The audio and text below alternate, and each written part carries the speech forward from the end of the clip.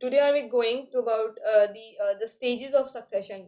कल हमने क्या कहता succession के characteristics क्या होते हैं, what are the type of succession, that is primary and secondary. In our last lecture there is some mechanism जो एक succession है उसका एक mechanism होता है जो follow करते हैं. हमें इनके सिर्फ terms में नहीं, just एक मतलब फ्लो चार्ट बनाया हुआ है. You have to know about the term only. There is no hard and fast rule that you have to learn about everything in a detail. ठीक है. न्यूडेशन. न्यूड का मतलब क्या होता है, that is completely, that is empty, मतलब वो जगह बिल्कुल क्या है, साफ है. ठीक है. जो न्यूडेशन वाली जगह कौन सी होती है, जो डेवलपमेंट ऑफ, जहाँ पर बे एरिया की डेवलपमेंट होती है वहां पर कोई लाइफ नहीं होती. ठीक है. इन्वेजन का मतलब ही क्या होता है, इन्वेड करना, कहीं पर घुसना. ठीक है. तो इन्वेजन के थ्रू क्या होता है कि किसी भी एरिया से वाटर के थ्रू या एयर के थ्रू कहीं से कोई माइग्रेशन होगी, स्पोर सीड्स वगैरह एस्टेब्लिश होंगे, वहां पर इन्वेड कर जाएंगे, माइग्रेट कर जाएंगे. ठीक है. उसके बाद होगी एस्टेब्लिशमेंट. मतलब जो सीड स्पोर वहां पर आए हैं, एल्गी के, लाइकन के, जो भी आए हैं, वो क्या होंगे, धीरे धीरे उस एनवायरमेंट में एस्टेब्लिश और सक्सेसफुली एस्टेब्लिश. और यहाँ पर एस्टेब्लिश का मतलब ये नहीं कि वो हो गए, they must be successfully establish, मतलब वो आगे रिप्रोड्यूस भी कर रहे हैं पोटेंशियली. ठीक है. So there that is the completely they can establish over there and they performing the proper reproduction over there. फिर होगा एग्रीगेशन. एग्रीगेशन अगर रिप्रोडक्शन होगा तो मास भी इंक्रीज होगा, तो वो क्या होंगे, एग्रीगेट हो जाएंगे. ठीक है. फिर एग्रीगेशन के बाद क्या होगा, कंपटीशन बढ़ेगा, क्योंकि competition between the species, inter species and intra species, मतलब बिटवीन द सेम स्पीशीज. और कंपटीशन किसके लिए होगा, रिसोर्सेज के लिए, फॉर हैबिटेट, फॉर निच, इन सब के लिए कंपटीशन होगा. क्यों? क्योंकि they are starting aggregating over there, they want their space over there and their function in the that ecosystem is there. फिर उसके बाद होगा रिएक्शन. रिएक्शन में क्या होगा, जो मॉडिफिकेशन होंगी उनके अंदर, लिविंग ऑर्गेनिज्म के अंदर, अकॉर्डिंग टू द एनवायरनमेंट, उनमें कुछ अडेप्टेशन आएंगी एनवायरनमेंट के अकॉर्डिंग. ठीक है. उनमें कुछ चेंज आएगा. फिर धीरे धीरे जो सॉइल है उसका कंटेंट चेंज होगा. फिर धीरे धीरे वाटर, जो लाइट कंडीशन है उसके अकॉर्डिंग, जो एनवायरमेंटल के फैक्टर्स हैं, वहां पर जो सक्सेशन की जो स्टेज है हम वहां आगे बढ़ेंगे. ठीक है. तो वो हो गया रिएक्शन. और फिर होगा इन सब के बाद फाइनली क्या करना होता है, स्टेबलाइजेशन. कि जो वेजिटेशन वहां पर प्रॉपरली हार्मनी बना के एनवायरमेंट के साथ रह पा रही है, वो वहां पर रहेगी और वो क्या हो जाएगी, हमारी स्टेबलाइज्ड. स्टेबलाइज मतलब that is our climate stage is there. ठीक है. वो कम्युनिटी क्या हो जाएगी, जो प्रॉपरली उस एरिया को ऑक्युपाई कर लेगी, वहां पर प्रॉपरली एस्टेब्लिश हो जाएगी, और that will successfully reproduce over there. So वो क्या हो जाएगी, stabilize, and that is the climax stage. So this is a very overview mechanism of every type of succession is there. Then in the biotic succession on bare rock. ठीक है. अब bare rock मतलब we are on the land, we can see. So it is of mainly the Jirac or the lithosphere. Lithosphere भी हम इसको बोलते हैं, क्योंकि the successional stages occur on the bare rock. कहाँ पर हो रही है जो successional stage है हमारी, वो कहाँ हो रही है, हमारी bare rock पे हो रही है. कहाँ हो रही है, हमारी bare rock पे हो रही है, तो उसको हम lithosphere बोल सकते हैं. और जो bare rock है वहां पर वाटर तो प्रेजेंट नहीं है, तो हम उसको क्या बोल सकते हैं, that is we also called as, that is, उसको हम क्या बोल सकते हैं, जीरो सीयर भी बोल सकते हैं. क्या बोल सकते हैं, जीरो सीयर. ठीक है. तो उसमें सबसे पहली जो स्टेज होती है, that is in the case of xerarch succession. ये कौन सा सक्सेशन होता है, xerarch. Xerarch means that area which do not have the water over there, तो हम उसको जिराक. ठीक है. इसलिए हम उसको जिराक बोलते हैं. ठीक है. अब आता है in case of xerarch, the first stage is lichen stage. Bare rock पे क्या आ जाएगा, जो लाइकन्स के प्रोपगेशन धीरे धीरे सेटल होने लग जाएंगे, और हैवी रेन वगैरह के बाद एक वेट सरफेस पे उनको अच्छी जगह मिल जाएगी रहने के लिए. ठीक है. वो विंड से आए थे वहां पर, और फिर जब एक आफ्टर अ हेवी ड्यू और a rain is there, they will establish properly, because that area is become wet is there, they getting the proper moisture over there, and the bring about the slow weathering of rock and formation of soil. वो क्या करेंगे, soil की जो rock है उसका जो ऊपर वाला लेयर है उसको वेदरिंग, मतलब उसको एक तरह से खदेड़ना जैसे हम कह सकते हैं, या थोड़ा थोड़ा उसको वो करेंगे, ताकि वो सॉइल के फॉर्म में कन्वर्ट हो जाए. ठीक है. इन अ सॉइल पार्टिकल फॉर्म में. ठीक है. और धीरे धीरे सॉइल बननी शुरू होगी. फिर आते हैं हमारे पास मॉस स्टेज. मॉसेस में क्या होगा, द फॉलियोज, जो लार्ज लाइकन है, वो क्या फेवर. अब एक क्या होता है इसमें, जो हमारी जो पहली स्टेज थी, फर्स्ट स्टेज, वो कैसी कंडीशन डेवलप करेगी जो नेक्स्ट स्टेज आने वाली है, जो नेक्स्ट सीरियल स्टेज या नेक्स्ट ईयर आने वाला है, उसके लिए फेवरेबल कंडीशंस बनाने का काम करती है। ठीक है, तो लार्ज लाइकन थे, वहां पर क्या हुआ, वो डेड भी हुए होंगे, डेड होने से उनका जो ऑर्गेनिक मैटर है वो वहां पर डिपॉजिट भी हुआ होगा, उसके डिपॉजिट होने की वजह से हमारे मॉसेस वहां पर प्रॉपरली डेवलप कर सकते हैं। ठीक है, and they growth Hardy mosses and more soil particle अब वहां पर ऐड होने लग जाएंगे, क्यों, because they start penetrating at some level, not at the very high level, but at very small level is there.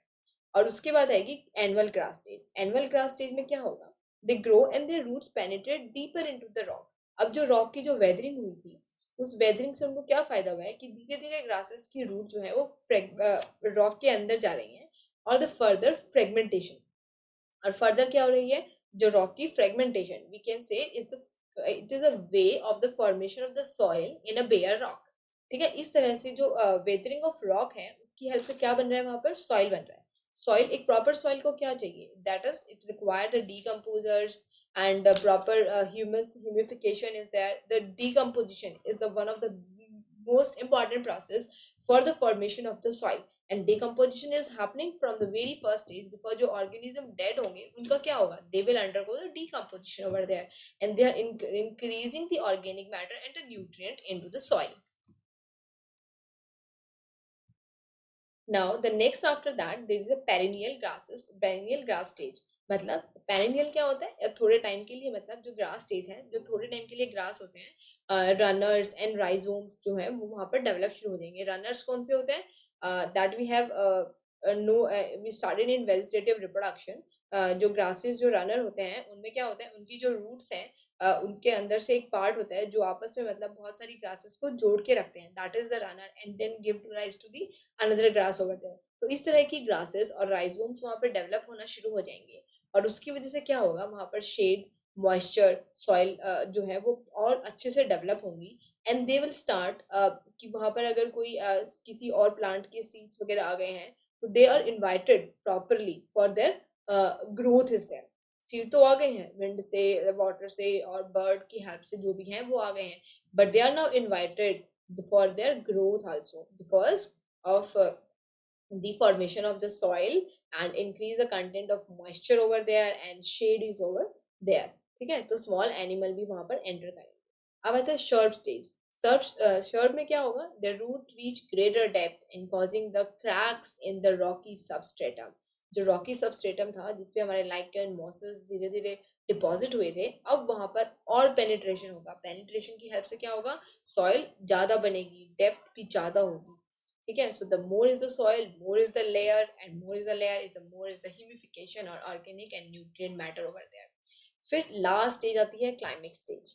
ठीक है, क्लाइमेक्स स्टेज में क्या होगा, several Hardy and light demanding trees. अब जो है हार्डी और लाइट डिमांडिंग ट्रीज वहां पे ग्रो होने शुरू हो जाएंगे, शर्ट्स को ऑक्युपाई कर लेंगे, और फाइनली जो क्लाइमेक्स कम्युनिटी है वहां पर एस्टेब्लिश हो जाएगी, और अकॉर्डिंग टू देयर क्लाइमेट, मतलब जो क्लाइमेक्स कम्युनिटी होता है वो अकॉर्डिंग टू द क्लाइमेट वहां पर डेवलप होगी।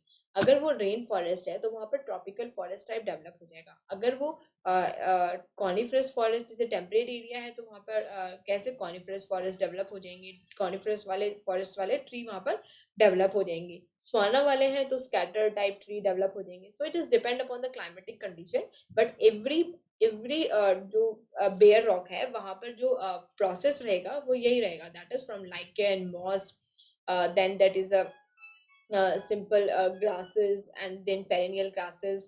ठीक है, and then there is a shrub stage is there, then the climax community of the trees over there।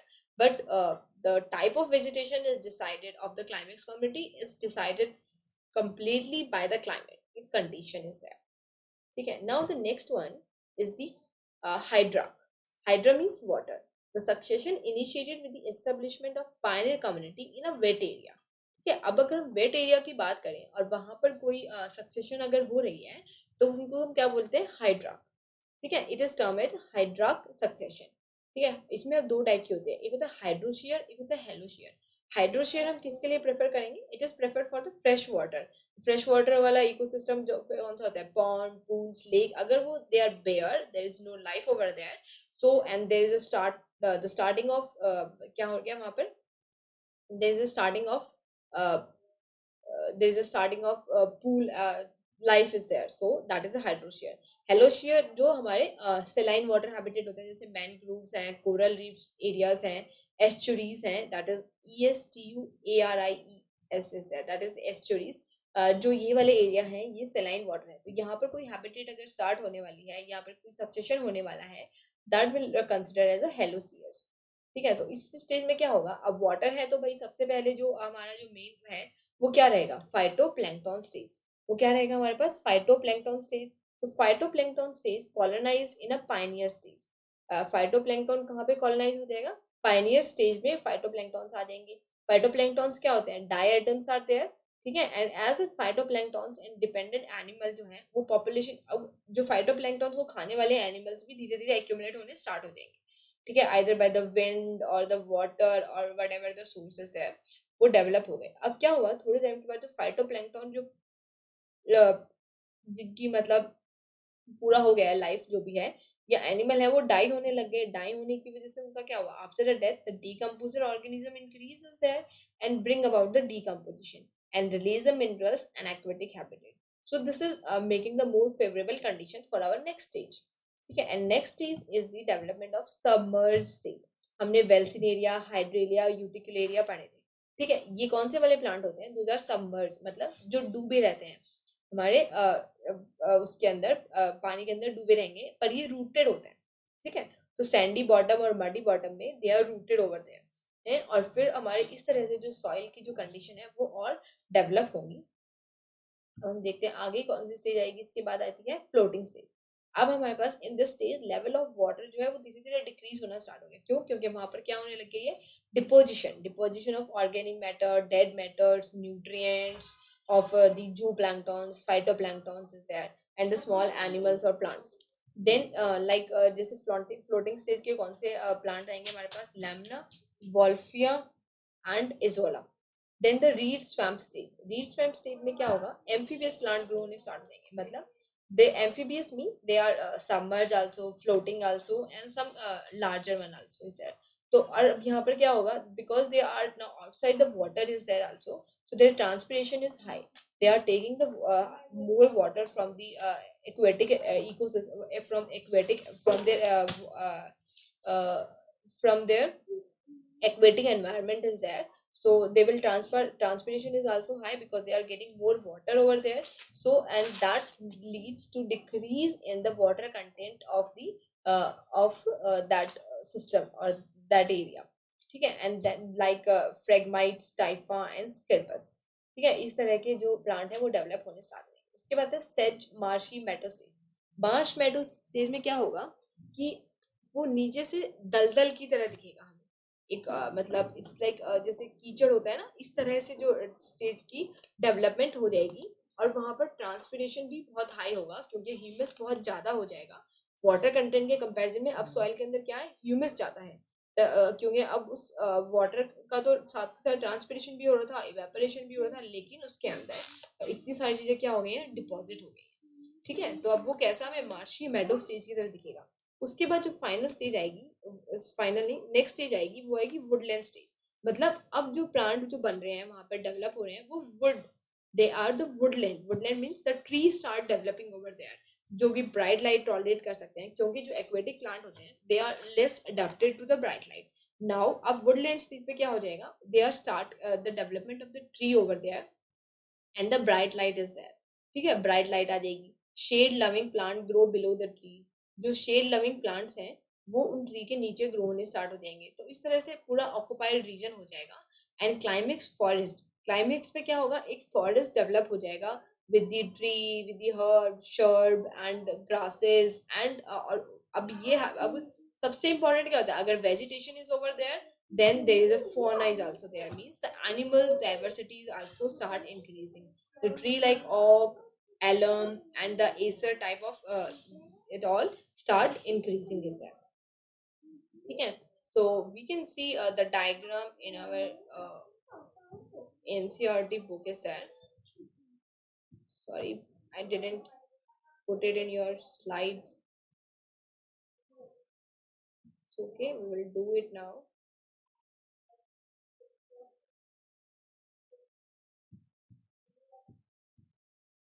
that is given in your NCERT book.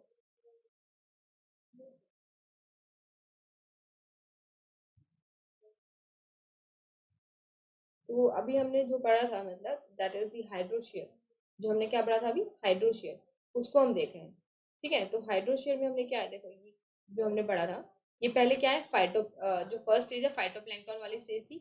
Second में क्या हुआ, थोड़े submerge plant, मतलब जो ये डूबे हुए प्लांट है ये आए। फिर धीरे धीरे मतलब सबमर्ज फ्री फ्लोटिंग प्लांट आ गए हमारे पास।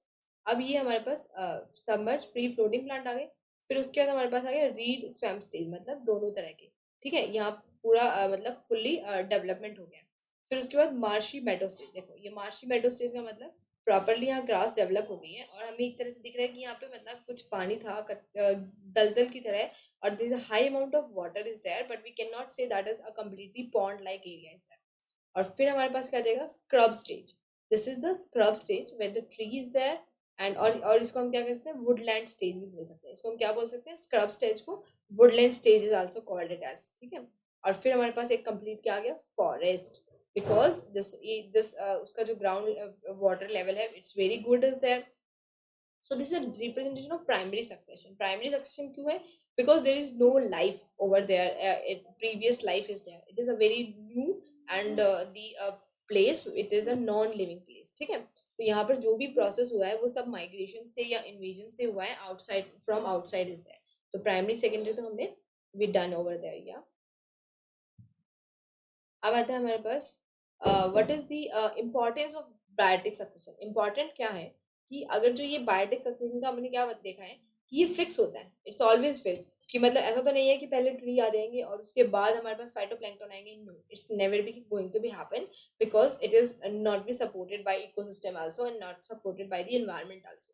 ठीक है, this mechanism is there. So first of all, there is a succession is always start from the small organism and reach to the larger one is there. सो the biotic succession का एक fix होता है, उसकी वजह से जो ecologist हैं they can easily recognise the serial stage that कि इस एरिया में कितना टाइम से यहाँ पर कौन सी स्टेज चल रही है, what type of diversity should be there and what kind of area it is. ठीक है, सो इकोलॉजिस्ट की हेल्प में बहुत इंपॉर्टेंट पार्ट करता है बायोटिक सक्सेशन। फिर ये क्या करता है, it help in controlling the growth of one or more species by preventing their superior to invade the area। मतलब ये क्या करता है, help in controlling the growth of one और मोर स्पीशीज, स्पीशीज की ग्रोथ को हेल्प करता है ग्रो करने में, क्योंकि by preventing their superior to invade the area, मतलब सिर्फ सुपीरियर स्पीशीज ही इन्वेड नहीं करेंगी। पहले क्या होगा कि जो इंफीरियर स्पीशीज है वो ग्रो करेंगी और फिर धीरे धीरे सुपीरियर स्पीशीज के लिए क्या करेंगे, एरिया को फैसिलिटेट करेंगे। ठीक है, डेवलपमेंट करेंगे। तो ये कंट्रोल करता है कि सब सारी स्पीशीज को अपना अपना टाइम मिले और वो प्रॉपरली उस एरिया के अंदर प्रॉपरली रहें। ठीक है, फिर अगर डैम्स आर प्रोटेक्टेड बाय, अब हमें सिचुएशन पता है कि सक्सेशन कैसे होता है कैसे नहीं, तो अगर हम अपने डैम्स को प्रोटेक्ट कर सकते हैं कि अगर वहां पर ऐसी सिचुएशन ना मिले तो वहां पर बायोटिक सक्सेशन नहीं होगा। बायोटिक सक्सेशन का मतलब वहां पर अब जो डैम है उसके पास जो रिजर्वायर्स है वहां पर जंगल नहीं बनेगा, उस पॉन्ड के अंदर जंगल नहीं बनेगा। क्यों नहीं बनेगा, क्योंकि वहां पर इस तरह से उसको बनाया गया है उन रिजर्वायर्स को या डैम को कि वहां पर हमारे प्लांट्स डेवलप ना हो सके। तो this is the important is there to prevent the development of the unrequired forest at the unrequired place. ठीक है, because we know about the things that how they are happening.